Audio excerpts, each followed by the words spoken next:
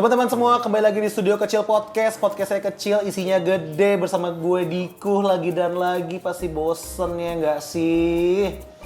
Ini masih temanya apa nih ya? Temanya nih masih 17 Agustus 2023 ya. Kemerdekaan selama 78 tahun yang gini-gini aja merdeka tuh. Aduh, nothing special. Dan kali ini teman-teman, karena spesial kemerdekaan Indonesia, aku kehadiran ini sejarawan. Sejarawan bagi gue, karena beliau merupakan guru sejarah waktu gue masih SMA guys. Dan banyak banget ilmu dari beliau yang masih gue inget sampai sekarang. Karena beliau ini apa ya, guru sejarah yang nggak cuman textbook mungkin bilangnya ya, tapi juga banyak sejarah yang dia baca dari buku-buku lain, banyak referensi gitu. Tepuk tangan untuk Pak Adon. Sehat Pak? Alhamdulillah sehat. Alhamdulillah Pak Adon. Pak Adon, Indonesia udah 78 tahun. Apa sih bedanya selama 78 tahun tuh? Emang udah merdeka nih kita? Asik, pertanyaannya nggak? Deep talk banget nih. Betul. Merdeka dalam artian legalitas iya. Legalitas maksudnya? Legalitas. Jadi Indonesia sudah merdeka, sudah diakui oleh semua bangsa-bangsa. Konsep merdeka yang ada di Indonesia ini mungkin perlu ditekankan lagi ya. Jadi merdeka dalam banyak hal, khususnya ya kesejahteraan, iya, kehidupan, berbangsa, bernegara. Intinya masyarakat Indonesia sudah beda lah dari zaman dulu dengan sekarang. Yeah. Makanya harus lebih mawas diri lagi. Kita merdeka bukan cukup hanya melakukan, iya menjalani saja, tetapi ya menjaga merdeka ini sampai benar-benar mutlak. Pak, bener nggak sih Pak? Aku nih beberapa kali baca-baca dan dulu sempat diajarin Pak Adon juga. Kemerdekaan kita tuh sebenarnya dikasih atau kita perjuangkan sih? Banyak referensi yang akhirnya orang-orang pada sedikit ya pada mengambil keputusan atau kesimpulan yang berbeda-beda. Perjuangan kita memang, kemerdekaan kita memang diperjuangkan, benar-benar diperjuangkan. Hanya momen-momen tertentu ya, seperti pada saat itu Jepang sudah menyerah pada sekutu, sehingga di Indonesia ini semacam vacuum of power, jadi nggak ada yang berkuasa lagi. Nah disitulah para pemuda, kemudian para golongan tua, mereka bersepakat untuk ya kita ambil kesempatan ini. Nah orang lain mungkin berkatanya ya itu hadiah, bukan. Karena memang itu murni perjuangan kita, hanya momennya saja yang bersamaan. Gitu. Betul. Saya ini mungkin agak analisa sedikit ya. Apabila Jepang tidak dibom atom, apakah kita akan merdeka pada tanggal 17 Agustus 1945? Belum tentu juga. Iya, karena saat itu Jepang kan masih mengalami fase Perang Dunia Kedua, di mana dia butuh pasukan yang banyak, dia butuh sumber daya untuk pendukung yang banyak. Makanya kalau Jepang tidak dibom atom, ya mungkin kita belum ada kesempatan untuk merdeka. Dan itu pasti sudah digariskan itu oleh Allah itu. Iya benar. Ya, makanya tadi kalau dibilang hadiah enggak juga, karena usaha yang keras masyarakat Indonesia ini ya mewujudkan hasil ya proklamasi kemerdekaan itu. Masih ngomong soal sejarah kemerdekaan, penjajahan dan lain-lain. Menurut Pak Adon, kenapa sih kita gampang banget dijajah? Berapa kali kita dijajah Pak? Iya betul. Portugis, Belanda, Inggris, Prancis, Jepang, iya. Spanyol ya? Spanyol enggak begitu, karena catatannya tidak begitu banyak. Ya karena satu, kalau dengar lagunya Koes Plus itu kan? Koes Plus ya? Iya. Tanah kita. Betul, tanah kita, tanah surga. Itu memang benar, karena ada di posisi garis khatulistiwa itu yang bikin sumber daya alam kita tuh memang banyak banget kan. Sehingga memunculkan iri ya. Jadi bangsa-bangsa yang lain pada lihat oh Indonesia ini subur, luas, kemudian sumber daya alamnya gede, sumber daya manusianya juga banyak. Akhirnya mereka pingin nih untuk menguasai. Iya. Di sisi lain ya dengan negara yang strategis kan di tempat kita itu, jadi itu memunculkan ya keinginan bangsa-bangsa lain pada saat itu untuk menjajah. Ditambah lagi masyarakat Indonesia masyarakat dengan kultur yang budaya yang dari dulu kita udah ramah, tidak pernah berpikir negatif kepada orang atau tamu yang datang. Nah disitulah dimanfaatkan oleh Karena keramah tamahan kita ya. ramah tamah. Keramah tamahan kita. Di ASEAN ya, negara Asia Tenggara, cuman Thailand yang tidak pernah dijajah, bener nggak sih? Iya. Kenapa ya? Padahal kita kan mungkin sama-sama masih serumpun lah gitu. Kenapa Thailand bisa nggak terjajah sih? Apa karena Thailand mereka itu miskin? kalau tidak salah ya di dalam literasi itu kan dia perbatasan, jadi kekuasaan waktu itu Prancis kalau tidak salah ya, Prancis itu menguasai sebagian, kemudian ada satu negara lain menguasai juga, jadi kayak negara itu negara perbatasan yang tidak boleh dikuasai oleh siapapun. Oh, itu negara perbatasan. Iya. Berarti jalur aman gitu kali ya, Jalur Pak ya? aman. Jalur aman gitu ya, zona aman gitu ya. Iya, betul. Oh, gitu. Wah, ini baru nih podcast daging semua nih guys isinya nih. Sejarah-sejarah, gue suka bahas sejarah.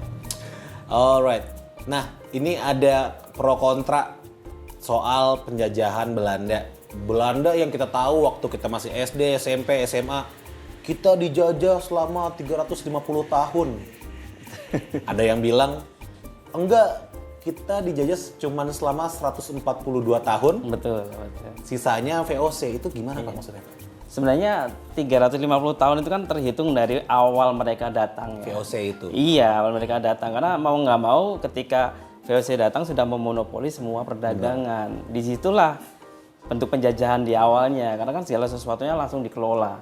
Bahkan orang-orang pribumi juga nggak punya wewenang untuk kekuasaannya masing-masing. Buktinya VOC bisa menguasai seluruh perdagangan di Indonesia loh.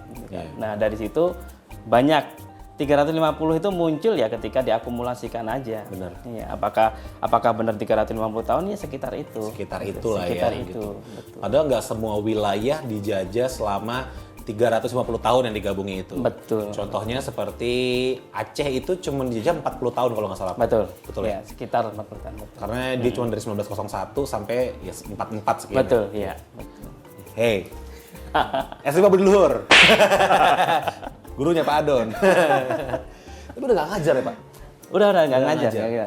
Tapi dulu emang maksudnya ingin jadi guru atau ingin jadi sejarawan, apa sih yang bikin Pak Adon tertarik sama sejarah? Iya, dulu itu karena Bapak itu dulu namanya bukan calon PNS ya, tapi posisinya sudah calon pegawai negeri. Calon pegawai negeri. Ya, jadi beliau jadi guru sekitar tahun 84-an sampai 85 itu beliau ngajar di salah satu daerah di Salatiga sana. Salatiga. Iya, cuman karena satu dan lain hal akhirnya beliau ya mengurungkan niat untuk jadi guru lagi. Karena dulu ayah sempat cerita itu gajinya Rp3.000 itu satu bulan. Satu bulan Rp3.000. Sedangkan transportasi dari Jogja ke daerah Salatiga itu sekitar 2.000-an. Jadi iya toh. jadi tidak bisa dijadikan semacam apa ya penghasilan untuk kehidupan. Akhirnya ya sudah Bapak berdagang. Nah, ketika lulus SMA karena ekonomi ya saya nggak bisa melanjutkan kuliah nih. Nah, sedikit demi sedikit bekerja dulu lah sambil mendapatkan tabungan. Gitu. Akhirnya wah ini kuliah apa ya? Kemampuan literasi juga nggak banyak. Kalau disuruh eksak juga nggak bisa. Nah, akhirnya memilih guru sejarah. Karena dari dulu seneng bercerita. Bener. Iya, dari waktu SMA seneng bercerita. Bahkan dulu saya sempat punya sanggar anak-anak gitu, yang karena kita mau memberikan tambahan pelajaran buat anak-anak. Jadi di Jogja dulu bikin sanggar senang namanya. Itu sambil bercerita di situ. Nah, mau nggak mau masuk ke guruan. Nah, setelah masuk ke guruan, sepertinya ini memang dunia yang pengen Bapak dalami sampai ke budi luhur, bahkan sekarang udah di tempat yang lain. Dulu sempat PNS juga, daftar PNS 6 kali nggak diterima. Tapi karena suka di dunia pendidikan jadi nggak memutuskan. Tapi sebelum masuk di SMA saya, SMA Budi Luhur, pernah ngajar? Pernah, 2007 sampai 2009 guru seni budaya Seni budaya? di TK. Oke. Ya, jadi kerajinan dan menggambar dasar. Kebetulan dulu SMK-nya seni rupa. Oh, SMSR? SMK Negeri 5. Oh, oke. Ya. Jadi sambil kuliah, sambil mengajar. Dulu kurang lebih 1 minggu itu 40.000. Tahun segitu loh, 2007. 2007. Dan itu bertahan 2 tahun. Tetapi Bertahan 2 tahun. dulu yang Bapak harapkan hanya uang itu tidak sebegitu sebegitu penting. iya penting saat itu ya, karena yang paling penting nanti sertifikat Benar. mengajar. Benar. 2 tahun guru, kemudian guru SD. Guru SD di daerah Bromo. Bromo, Iya, di Gunung Bromo. dingin dong. Iya, 2009 kemudian Gunung Bromo hampir meletus tuh. Iya. Dinginnya sudah nggak ya kita sih orang yang biasanya hangat nggak mungkin bertahan ya, kita pulang. Iya. Tapi ini pasti Pak Adon nggak tahu kalau Gunung Bromo itu ternyata ada singkatannya, Pak. Apa itu? Bapak tahu nggak? Nggak ada kan, dalam sejarah ini nggak dijelasin ya. Bromo itu ada singkatannya ternyata. Bromo, bronya Bromo, monya mountain. Bromo mountain. Bromo. Oke, kembali ke Mantap. Bromo mountain. Pertamina apa? Pertama kan minyak Pertamina. Oke, nggak perlu ya. Udah mulai nggak sehat ya jokes-jokesnya. Oh, oke, I see. Jadi emang alasan keluarga dan emang suka mengajar, suka sejarah juga. Iya, betul. Suka sejarah juga. Oke. Pak Adon, ngomong-ngomong soal sejarah, Pak Adon, aku tuh inget banget waktu saya SMA, Pak Adon pernah cerita soal sejarah kelam bangsa kita. Tahun 65, PKI dan lain-lain gitu, gerakan 30 September. Dan Pak Adon sempat cerita kalau aku nggak salah, kakek Pak Adon tuh anggota PKI?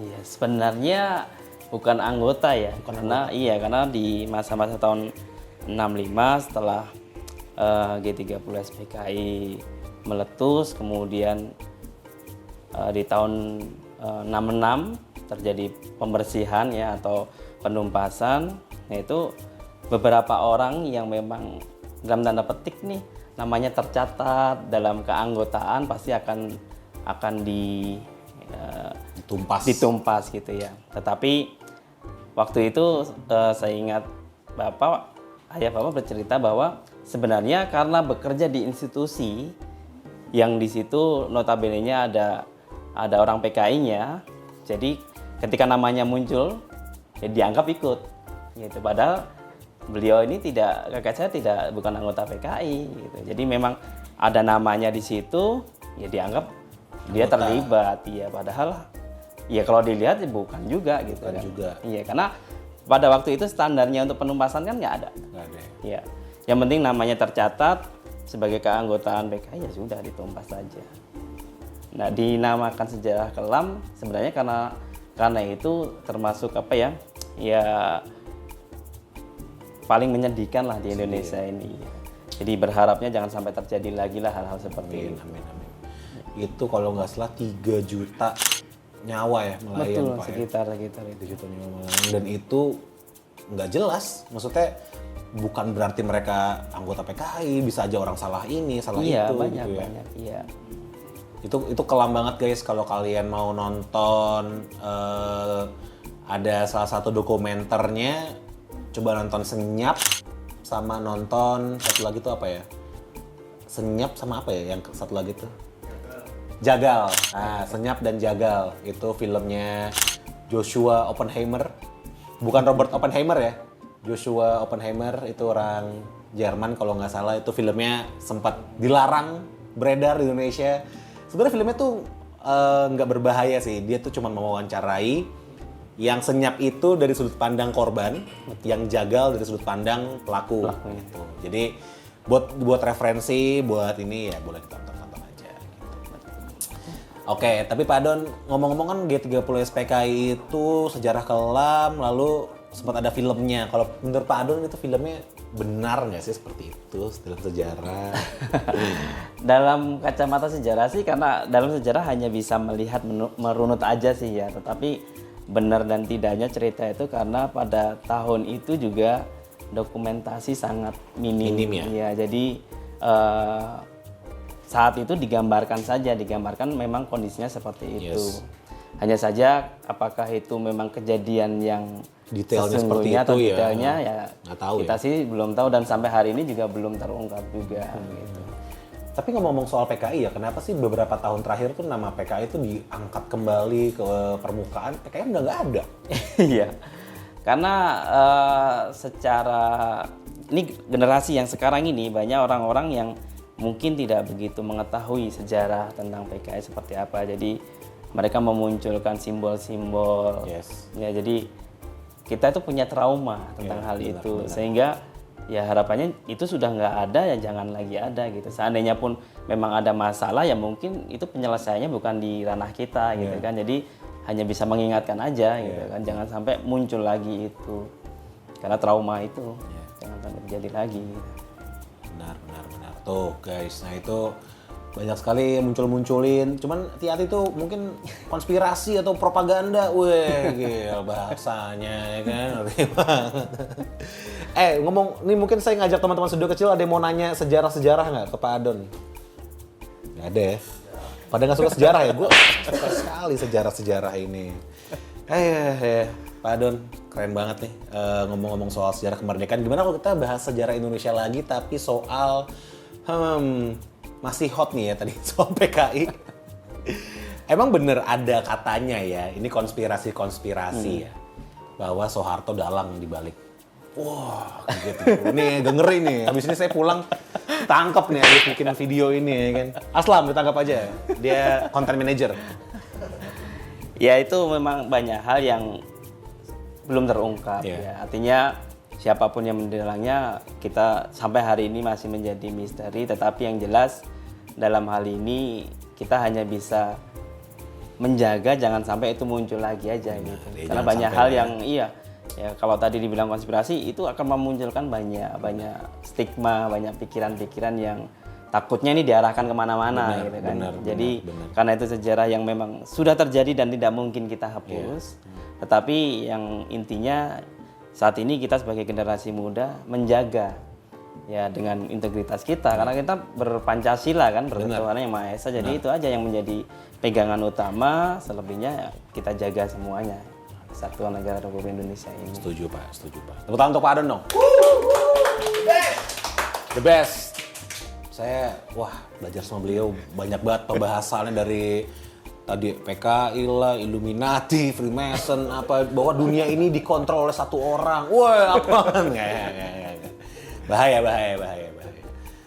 Pak Adon, gue mikir dulu. Pak Adon, ini aku mundur dari sejarah kemerdekaan, sejarah kelam, dan lain-lain. Ngomong soal peninggalan budaya lah. Emang benar Pak, di Indonesia tuh terdapat piramida terbesar di dunia? Iya, kalau melihat referensi yang baru-baru ini ya kan sedang viral juga itu Gunung Padang. Ya. Gunung Padang di Garut ya? Iya, Gunung Padang di Garut. Memang di situ ketika diteliti memang ada bebatuan yang dia sifatnya sangat tua. Gitu kan. Nah, apakah itu sebuah peradaban yang dulu memang ada dengan berbentuk seperti piramida? Itu pun masih dalam pengkajian sampai hari ini ya. Siapa tahu dulu kayak penemuan Borobudur kan juga dari gunung tuh. Dari gunung diledakkan ternyata isinya candi. Nah, jadi makanya ini masih dikaji ya. Tapi berharap kalau itu memang piramida tertua ya itu ya luar biasa. Iya, kita memang negara yang memang memiliki ya ciri khasnya itu banyak sejarah, banyak benda-benda peninggalan purbakala, dan berarti itu peradaban ada di Indonesia kan, peradaban tertua. Keren banget ya. Iya, benar. Keren banget ya. Iya. Dan ngomong-ngomong soal peradaban tertua, ngomongin Garut, kita dulu pernah dihebohkan sama Sunda Empire, kalau Bapak ingat ya. Sunda Empire. Sunda Empire ya. Sunda Empire. Tapi ngomong soal Sunda Empire, gue juga bukan orang yang peduli akan Sunda Empire, tapi kalau kita baca sejarah, dulu Indonesia atau Asia Tenggara itu disebutnya Sundaland.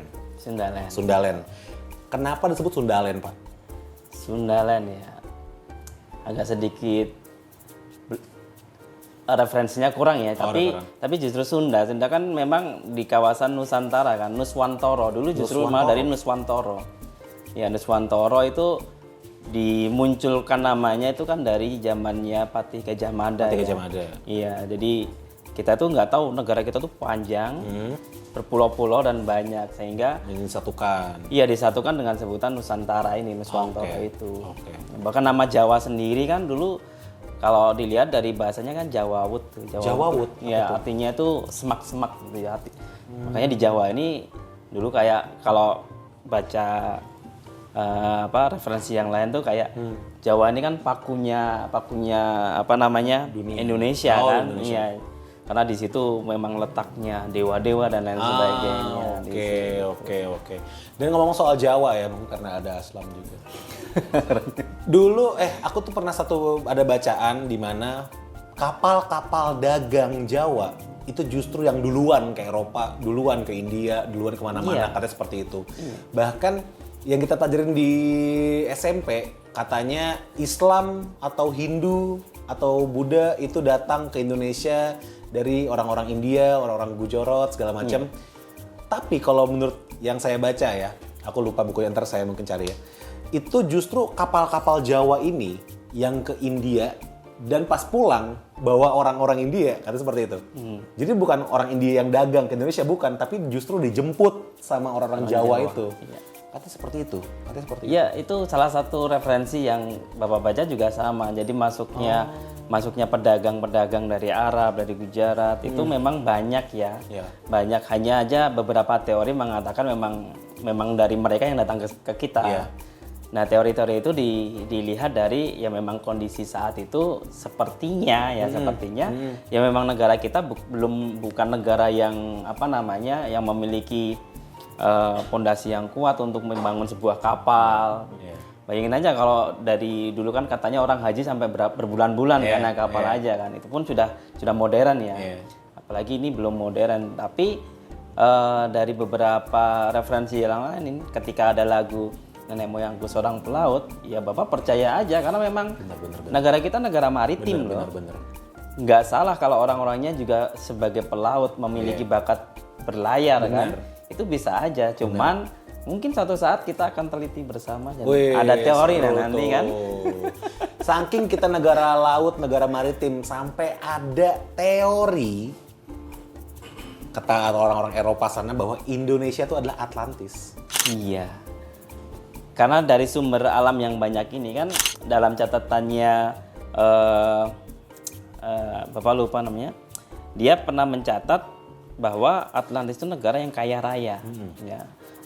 Negara yang kaya raya, negara yang memiliki banyak sumber daya dan lain sebagainya. Nah, di seluruh bagian negara di dunia ini hanya Indonesia yang muncul gitu dengan ciri-ciri yang sama kan.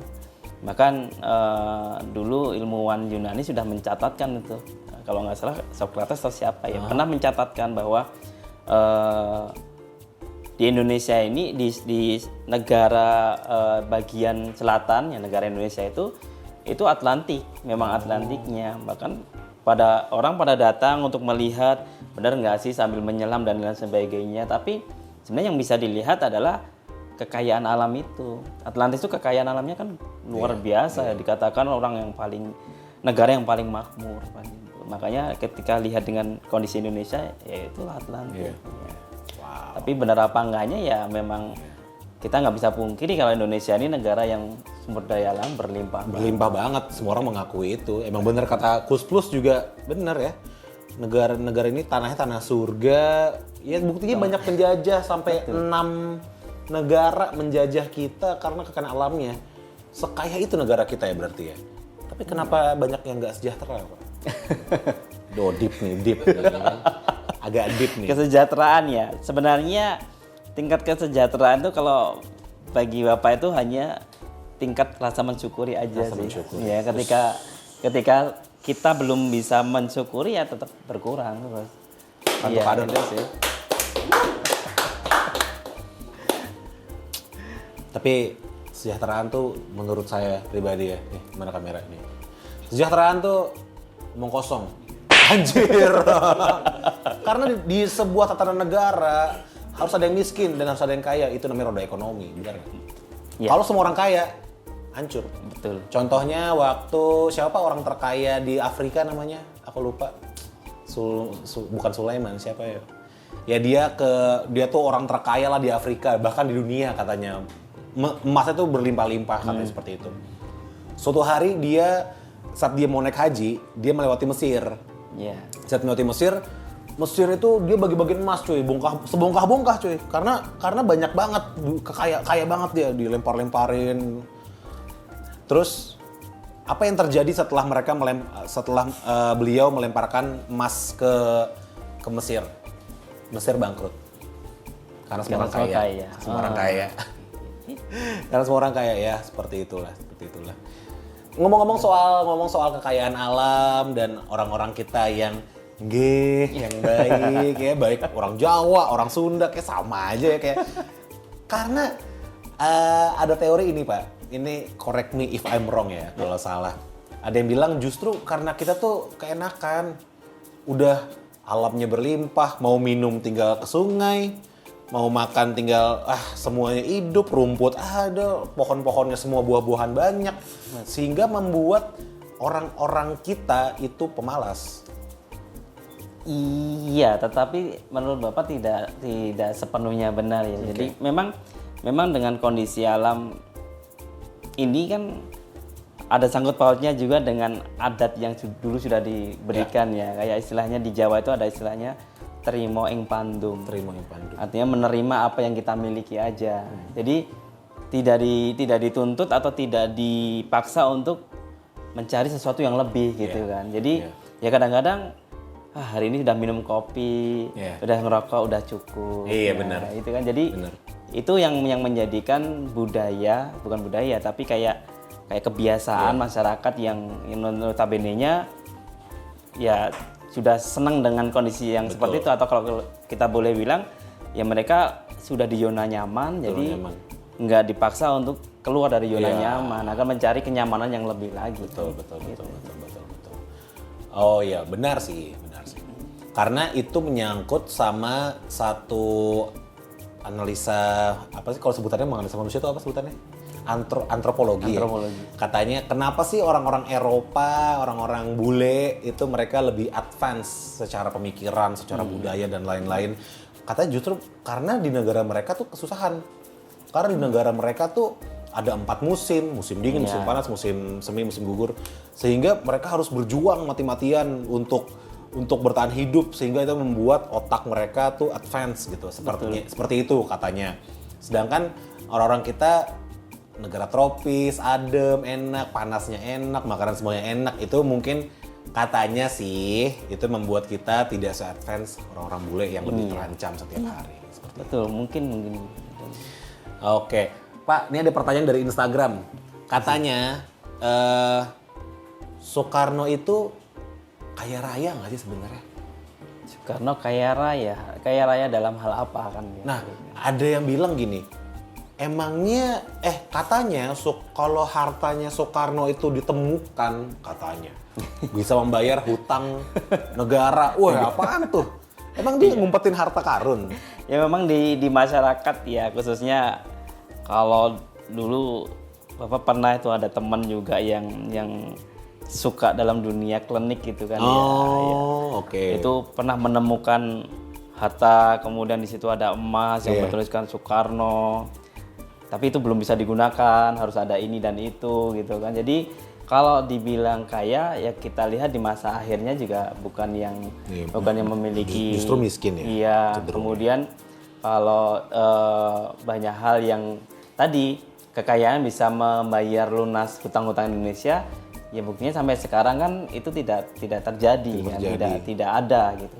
Hartanya tidak ada. Jadi kalau dibilang kaya ya mungkin kaya dalam hal yang wajar saat itu ya, tapi bukan kaya raya yang sampai hartanya bisa untuk membayar lunas hutang Indonesia itu.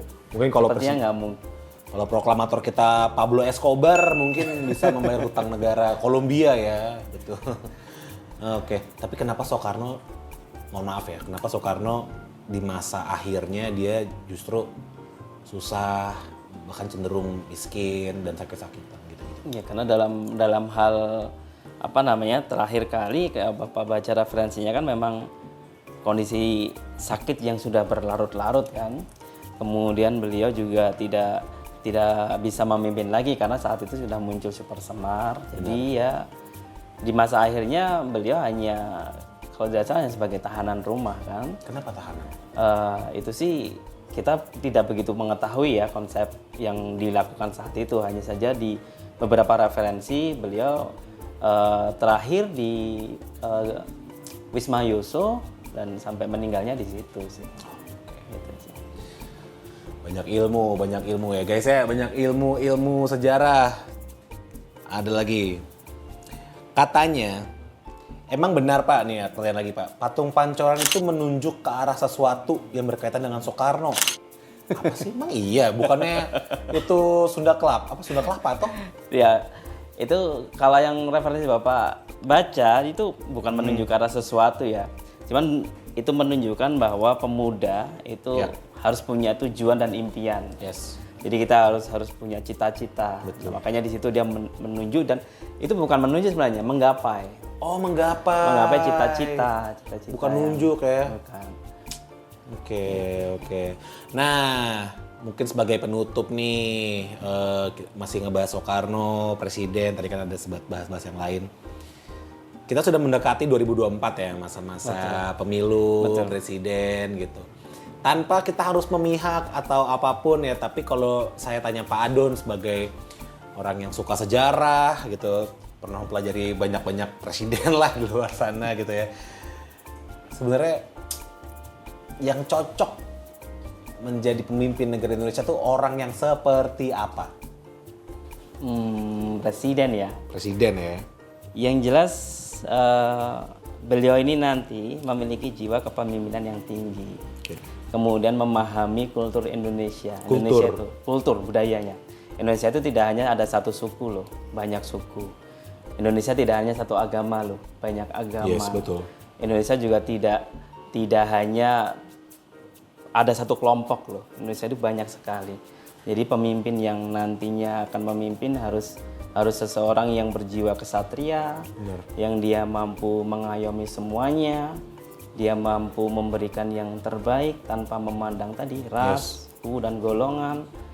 Intinya orang ini pasti atau beliau ini pastinya memang sudah ditakdirkan akan ada di Indonesia. Betul. Gitu. Kalau orang bilang Satrio Piningit. Satrio Piningit. Buat untuk Pak Adon. Prabowo ya? Siapa? Saya tim Van der Sar. Siapa? Cornelius D siapa? Gue lupa nama itu. Siapa nama gubernur Jakarta ini Belanda? Dendels, bukan satu lagi. Satu lagi. Apal ya? Kok dia apal ya? Gubernur Belanda ya? Van Gogh. Bukan. Ya, Dendels lah. Saya dukung Dendels. Tapi ngomong ya, ini mungkin banyak yang nggak tahu sejarah. Dulu kita sempet ada gubernur Jakarta yang orang Jepang. Siapa namanya? Wah, kok lupa ini. Ada ya? Ada nggak? Namanya adalah Takada. Tak ada. Tidak ada. Oke. Terima kasih Pak Adon sudah mau mampir ke Studio Kecil Podcast. Ini ngobrolnya seru banget. Teman-teman, wah, gue pengen promo Instagram Pak Adon ya. Instagram Pak Adon udah nggak? Instagramnya apa, Dek? Kayaknya Pak Adon, gimana kalau Pak Adon kita bikin program sendiri di Studio Kecil bahas sejarah? Kayak seru banget ya. Siap. Seru banget ya. Seminggu sekali bahas sejarah bersama Pak Adon ya. Kalau yang setuju komen ya. Kita bahas sejarah sama Pak Adon setiap hari. Dan teman-teman, terima kasih sudah menyaksikan Studio Kecil Podcast. Terima kasih Pak Adon udah mau mampir. Sama-sama. Jangan lupa untuk like, komen, dan subscribe. Kita ngundang siapa lagi, ngobrol-ngobrol apa lagi. Dan selamat Hari Kemerdekaan Indonesia yang ke-78. Semoga bebas dari polusi. Bebas dari apa? Tadon apa deh? Ya pokoknya sejahtera selamanya. Sejahtera Indonesia. selamanya. Itu aja. Amin. Sampai jumpa lagi di Studio Kecil Podcast berikutnya. Bye-bye.